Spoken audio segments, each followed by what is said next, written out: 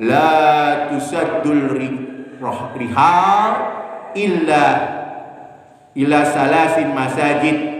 Janganlah kamu memberatkan perjalanan kemanapun Pak, maksudnya nih ada yang menyatakan sebagian ya. Janganlah kamu memberatkan perjalanan kecuali kepada 3 masjid tadi Pak. Masjidil Haram, Masjid Nabawi, dan Masjidil Aqsa. Ya, jadi nggak boleh Pak kita berjalan kecuali memenuhi ziarah itu ke 3 masjid ini. Ada sebagian kecil ulama yang menyatakan itu. Ya, kenapa?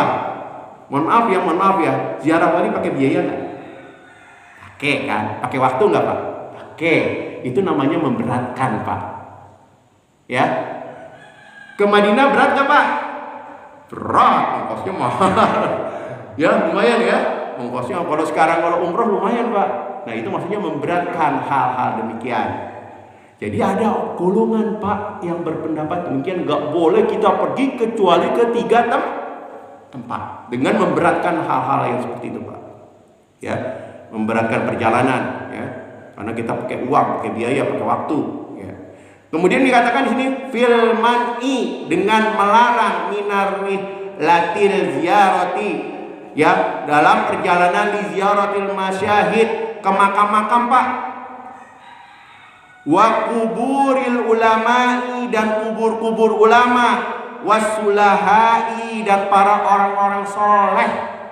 Nah, wa ma tabayyana, apapun yang jelas bagiku, kata-kata Imam Al-Ghazali, Allah amara kadzalika, bahwa perkara ini sepertinya dilarang.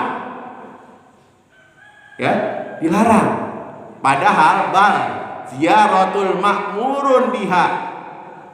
Padahal sebaliknya Pak, bahwa ziarah ke kubur ulama, ke orang-orang soleh, dan kepada siapa manapun, ya itu justru diperintahkan. Ya, diperintahkan. Jadi sudah sejak zaman siapa Pak? Imam Al-Ghazali. Ada ulama yang mengartikan Pak hadis Nabi seperti itu Pak. Apalagi sekarang dengan pemahaman letterlek Pak. Kalau pemahaman letterlek benar Pak, larangan ini Pak. Kita pergi ke tempat, kita nggak boleh pergi ke tempat kecuali 3 tempat itu. Nah inilah Pak pemahaman yang sesat kalau kita tidak berdasarkan pendapat para ulama.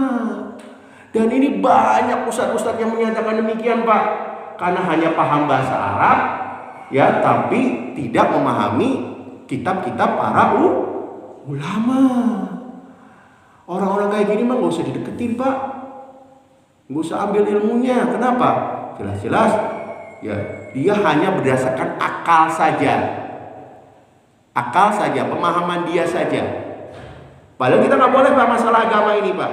Masalah agama itu harus kita merujuk, ya, pendapat para nabi, kemudian sahabat, tabi'in, para ulama, imam mujtahid dan sebagainya. Bahaya Pak nih kalau kita artikan letterlek, akhirnya pemahamannya seperti ini. Larangan, nggak boleh pergi ke Bali, nggak boleh pergi ke Borobudur, nggak boleh pergi ke ziarah kubur. Makanya ziarah kubur yang melakukan kita doang Pak, karena mereka menganggap itu Pak, nggak boleh kecuali ke 3 tempat. Paham ya Pak ya?